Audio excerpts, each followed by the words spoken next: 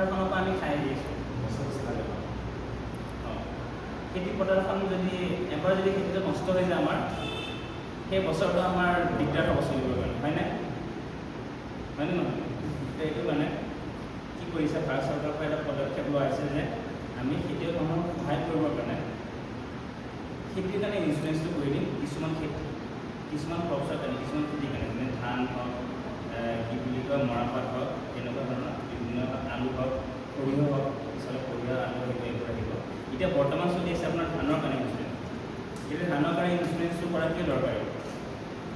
ধানৰ কাৰণে এইবাৰ ইঞ্চুৰেঞ্চটো কৰা এইটো কাৰণে দৰকাৰী, এইবাৰ গোটেইখিনি চাইণ্টিষ্টসকলে কৈ আহিছে যে এইবাৰ বৰষুণটো কম হ'ব পাৰে, তো ধানৰ প্ৰডাকশ্যনটো কম হ'ব পাৰে। এইবাৰ কম হোৱাৰ লগে লগে আপোনালোকৰ যোনখিনি ভাবিছিলে যে ইমানখিনি প্ৰডাকশ্যন হ'ব, ইমানখিনি আমাৰ খেতি হ'ব, ইমানখিনি আমি বেছিম বজাৰত, ইমানখিনি ঘৰৰ কাৰণে কম, এটা সমস্যা আছে। আৰু সেই সমস্যাবিলাক আমাৰ মাননীয় মন্ত্ৰী ডাঙৰীয়াই এইবিলাক গম পাইছে।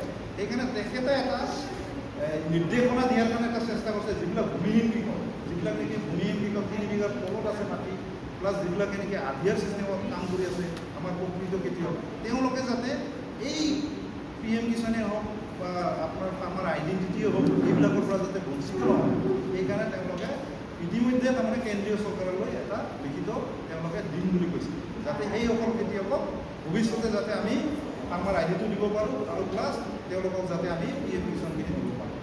এইখিনি কাম কৰোঁতে অলপ সময় ল'ব। আৰু এইটো যিবিলাকে নেকি ধৰক আধিয়াৰ বেচিছত বা কোৰালী ছিষ্টেমত কাম যিবিলাকে কৰি আছে নহয়, তেওঁলোকে তাৰমানে সেই মালিকৰ পৰা এটা NOC ল'ব লাগিব। ধৰ আপোনাৰ মাটিত মই কৰি আছোঁ, আপুনি শিক্ষক কৰি আছে বা কিবা চাকৰি কৰি আছে, আপুনি নিজে খেতি নকৰে, কিন্তু মই খেতিৰ কামটো মই চলাই আছোঁ, তেতিয়াহ'লে আপুনি মোক NOC দিব পাৰিব।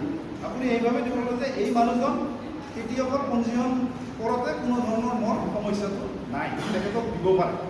আপোনাৰ দিলে ইঞ্চুৰেঞ্চটো কৰি দিব। ইঞ্চুৰেঞ্চত খালি এটাই কথা এইবাৰ যে কৃষক পঞ্জীয়ন নোহোৱাকৈ এইবাৰ ইঞ্চুৰেঞ্চ দিব। কৃষক পঞ্জীয়ন যাৰ যাৰ কৰা আছে তেওঁলোকে সকলোকে ইঞ্চুৰেঞ্চটো কৰিব পাৰিব। ঠিক আছে, আমাৰ গ্ৰাম সেৱকখিনি তাতে কৰিব পাৰিব, আমাৰ ফচল বীমা ইঞ্চুৰেঞ্চ ব্লক কৰ্ডিনেটৰখিনি আছে, সিহঁতৰ তাত কৰিব পাৰিব। ঠিক আছে, আমাৰ কেম্প কথা হৈছে এতিয়ালৈকে মানে এপ্ৰুভমেণ্ট হোৱা নাই,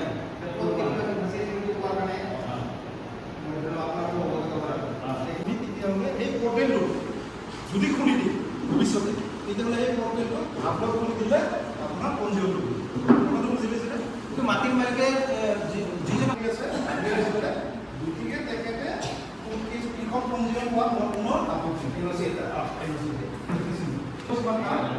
আৰু বাকী যিবিলাকৰ নেকি বিদ্যমান মাটি আছে, আপুনি বিদ্যমান মানুহ যদি মাটি আছে, তেওঁলোকে এতিয়া এই যিটো চলি আছে আমাৰ ID, এই আইডিটো বনোৱাৰ এটা প্ৰচেষ্টা হ'ব।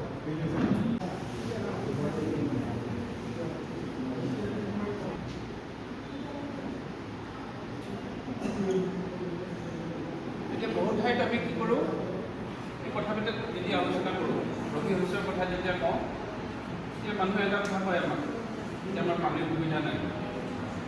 গতিকে এইটো হৈছে পানীৰ স্কিম, PMKSY, প্ৰধানমন্ত্ৰী কৃষি সিঞ্চাই যোজনা, মানে জলসিঞ্চন লিমিট নাই। যদি আপোনালোক 50 জন আছে, চবৰে যদি ডকুমেণ্ট থাকে গোটেই 50 জনে পাব। আৰু বছৰৰ যিকোনো সময়ত এপ্লাই কৰিব পাৰে। গতিকে লগত যোগাযোগ কৰক। আৰু এইটো কি হয়, এক হেক্টৰলৈকে আপ টু 1 হেক্টৰ 85% চাবচিডি। তাৰমানে আপোনাৰ যদি গোটেই প্ৰজেক্টটো 1 লাখ টকাৰ হয়, আপোনাৰ নিজা খৰচ মাত্ৰ 15,000 টকা।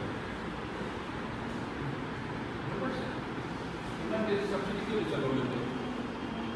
সেইটো কাৰণে দিছে যাতে মানুহবিলাক এইটো আকৰ্ষিত হয়।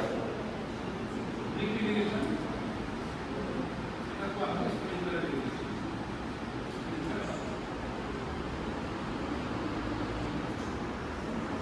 এটা পানীটো ফুটে পৰে, অনুভৱ পাই আপোনাৰ বাগানখিনিৰ কাৰণে জৰুৰী হয় ড্ৰিপ ইৰিগেশ্যন। আৰু এটা স্প্ৰিংকলাৰ কিছুমান পাইপ অকণমান মোটা পাইপ হ'ব, তাৰ পৰা এনেকুৱা কিছুমান হ'ব